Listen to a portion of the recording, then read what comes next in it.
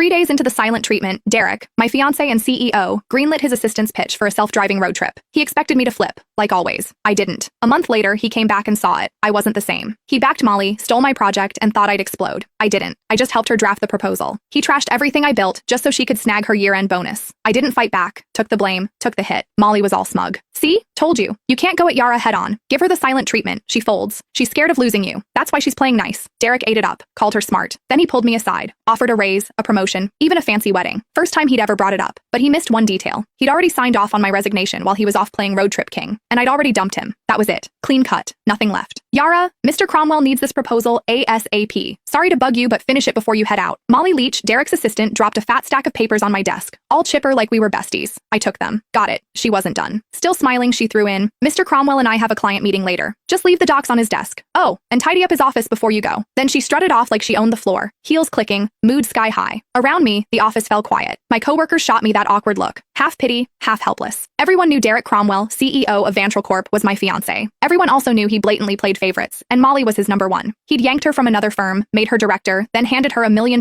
project I'd busted 2 months bringing in and prepping. When I pushed back, he called a team vote, thinking everyone would back him. Wrong. The whole team voted for me, except him. Molly got 1 vote. His. He lost it. Accused me of stirring up cliques. Didn't just take the project away. He demoted me in front of everyone and slashed the salaries of the people who'd backed me. Nobody dared speak up. Later, he apologized. Said didn't want it to look like favoritism. Claimed Molly might feel left out. I used to believe that crap. Now, it's a joke. Molly couldn't even keep up with our interns. Didn't want it to look like favoritism? Please. He was straight up playing favorites. Everyone saw it but him. I heard footsteps upstairs and looked up. Derek. He showed up at the stairwell, glanced my way, then walked out without saying a word. Changed into some casual suit. Even from here, I caught that cedar cologne. He never used to wear cologne. That one? Molly's gift. Yeah, he knew exactly what he was doing. He'd been pulling this kind of stuff for years. It started after I found their goodnight texts. Couldn't stay quiet. I confronted him. Derek said I was being petty. Then, like it proved some point, he used it as an excuse to make it official and moved Molly to work directly under him. The more upset I got, the harder he leaned in, dragging her to every social event, serving her food, even wiping her mouth at company dinners. When we fought, he'd ice me out. When I apologized, he'd round up his buddies to lecture me like I was some jealous mess. For a while, I actually blamed myself. Thought maybe I wasn't generous enough. Thought maybe that's why we ended up here. But on day 3 of one of his silent treatments, when I was too sick to even sit up and he still packed his bags for a trip with Molly, I gave up. That's when it hit me. He wasn't trying to be noble. He just used my pettiness as a shield so he could keep doing what he wanted without feeling guilty. Even if I hadn't caught those late-night chats, he would have just found another excuse to be with her. After their latest business trip, they were still grabbing dinner, drinks, playing tennis, same routine. But something between them had changed. I could feel it. Not that it mattered. 5 years together, and it was done. This whole mess had dragged on long enough. I was the last one in the office, finishing up the proposal. Checked my phone. Molly had been busy posting. Candlelit dinner at some fancy spot. 2 plates of steak.